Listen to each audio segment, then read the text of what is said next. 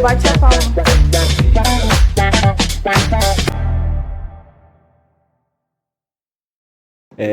Muito prazer, viu, gente? Pessoal da primeira turma de Engenharia da Computação. Eu me chamo Calma Martins, estou aqui com meu amigo Hudson Levi e a gente está aqui com o nosso grande amigo, o nosso professor Eduardo Mendes. Professor, é um prazer estar aqui com você. Prazer.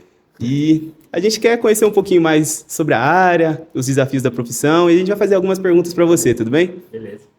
Bom, professor, então para começar, a gente gosta de fazer a pergunta básica, né? A pergunta que você faz para a gente, sempre um pouquinho no começo do curso, né? Que é o que despertou o seu interesse, assim, qual que foi a vontade que o senhor teve de ser um programador, de trabalhar nessa área? Bom, eu sempre tive afinidade com a lógica, né? Então, naturalmente, eu queria estar envolvido nessa parte de engenharia. Eu também tive muita afinidade com matemática, eu gostava muito desde pequeno. Inclusive, comecei a estudar na área de matemática, mas aí eu recebi um convite para trabalhar na área de tecnologia. Eu ainda não era programador, mas foi para exercer essa função.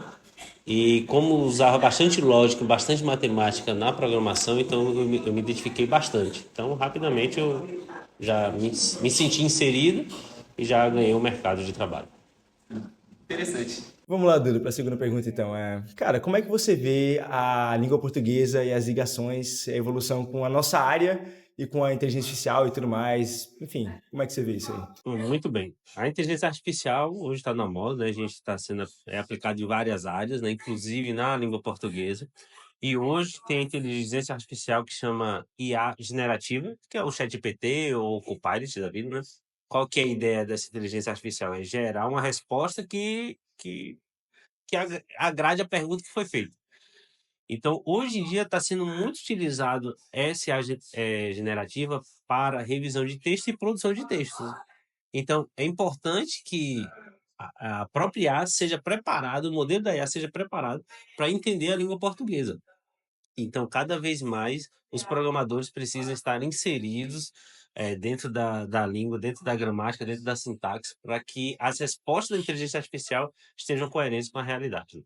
Então, Duda, partindo para a nossa terceira pergunta, a gente vai falar de uma coisa que é muito importante, claro, na área da programação, mas em todas as áreas, né? Que é a questão da comunicação. Como que você vê a comunicação assim na nossa área? É algo que é meio defasado? É algo que as pessoas precisam desenvolver mais? Na verdade, é algo muito importante, né?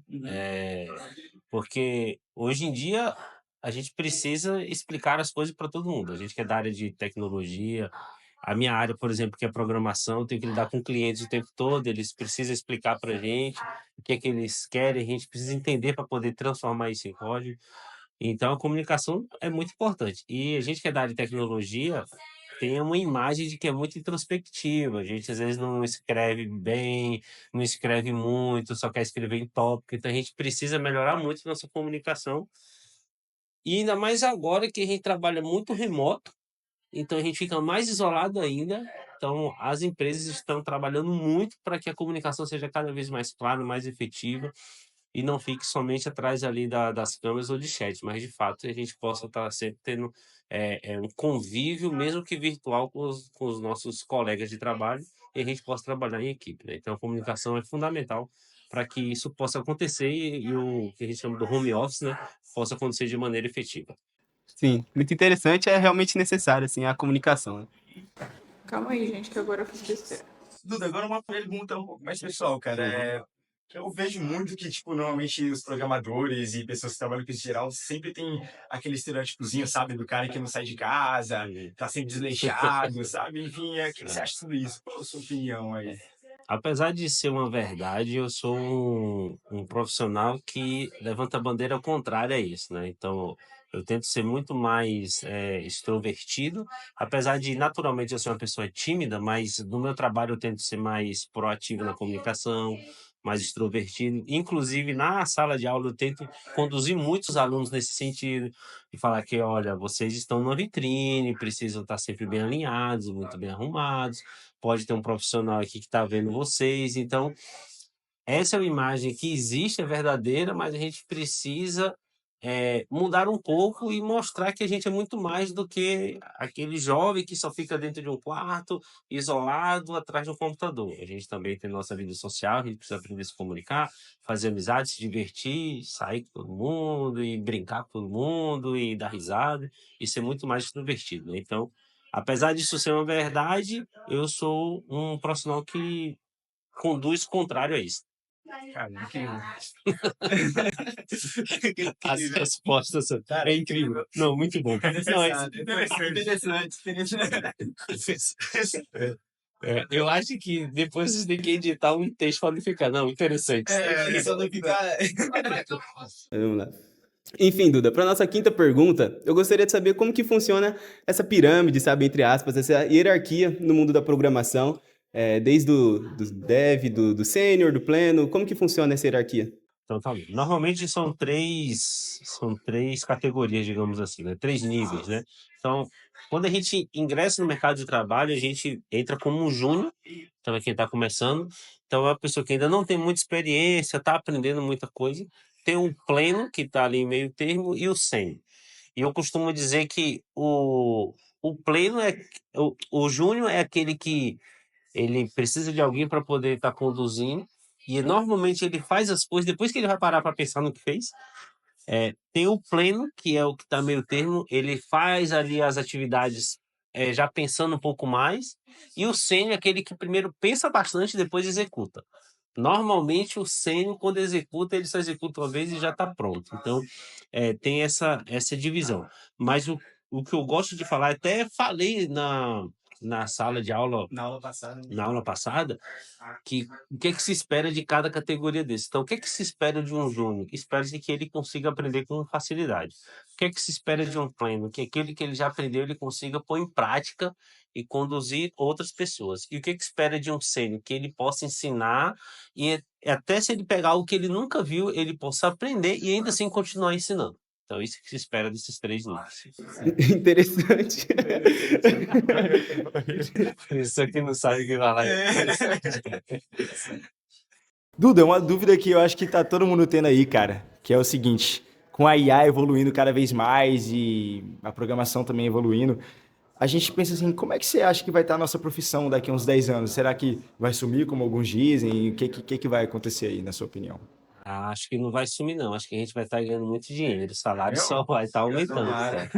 Com certeza. Acho que com um crescimento da tecnologia, da inteligência artificial e de tudo hoje ser sistema, tá dentro de um sistema, quem vai mandar mesmo são os programadores, que é quem constrói as coisas, né? É quem é da área de tecnologia que vai estar na crista da onda mesmo ali, de tá sempre indo para os melhores empregos, as empresas vão estar brigando. A gente já vê isso hoje em dia, mas acho que daqui a 10 anos vai estar com muito mais ênfase. Então, se hoje eu pudesse falar assim, ó, qual carreira você tem certeza que não vai faltar emprego, é a área de tecnologia. Tomara. Tomara. Na verdade, assim, eu acredito que tem profissões, as profissões naturalmente elas vão se remodelando. Isso é natural da vida humana, né? Mas ao ponto assim, de substituir e falar assim, nossa, acabou tais profissões, não é só por causa da tecnologia, é por causa do dia a dia. Mas, por exemplo, se você for olhar um marceneiro, há quantos anos tem a marcenaria? E até hoje você tem marceneiro. Hoje você tem marceneiros que têm ferramentas melhores, que eles fazem coisas mais rápidas, mas continua existindo marceneiros. Uma vez eu vi uma reportagem que, quando lançaram a calculadora, que a profissão de contador ia deixar de existir. Até hoje tem um contador. Então, assim, as profissões vão mudar, vão se transformar, mas a tecnologia vai estar para também abrir novas oportunidades. Então, se hoje alguma profissão que tem um trabalho manual repetitivo, a tecnologia substituiu, vai abrir novas oportunidades para a construção dessa tecnologia, para manter a tecnologia, para atuar como um usuário da tecnologia. Então, se a tecnologia tirar uma profissão, vai abrir muitas outras, mas a pessoa precisa se capacitar. Isso aí sempre existiu. Então, isso não é de hoje, sempre foi, né, no histórico da humanidade. Vamos lá. Então, professor Duda, né? Era isso que a gente queria conversar com você. Foi um papo bem legal. Foi algo que enriqueceu bastante a gente, tirou algumas dúvidas e a gente agradece pelo carinho. Prazer. Estou à disposição de você. Tá bom. Muito obrigado. Tchau, tchau.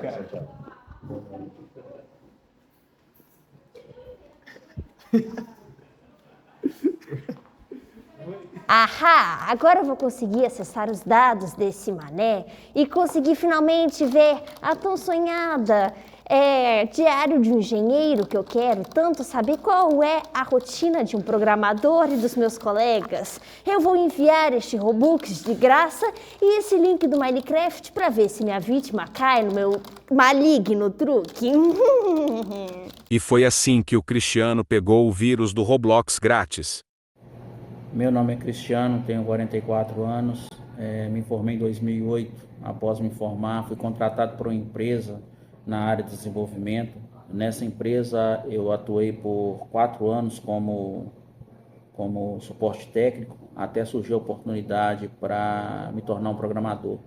E desde então eu tenho atuado como programador. Hoje eu utilizo a linguagem Pascal orientada a objetos, utilizando a ideia do Delphi para desenvolvimento de sistemas. Em 2019 surgiu uma oportunidade de estar desenvolvendo um projeto para uma empresa renomada em Minas Gerais, no ramo de ferragens, onde a gente, por 2 anos, desenvolvemos esse sistema e hoje é um sistema funcional. A minha rotina diária como programador, ela é bem simples. Ela consiste basicamente em atender as solicitações das empresas na qual utilizam o nosso sistema. Trabalhamos durante o dia para adequar o sistema aos processos da empresa e em cima de melhorias no sistema. Trabalhamos em casa, né, home office, e na maioria das vezes a gente está no escritório. Nesse exato momento eu estou no escritório aqui onde eu trabalho. Esse aqui é o computador que eu utilizo, né? E essa é a sala, nosso ambiente de trabalho.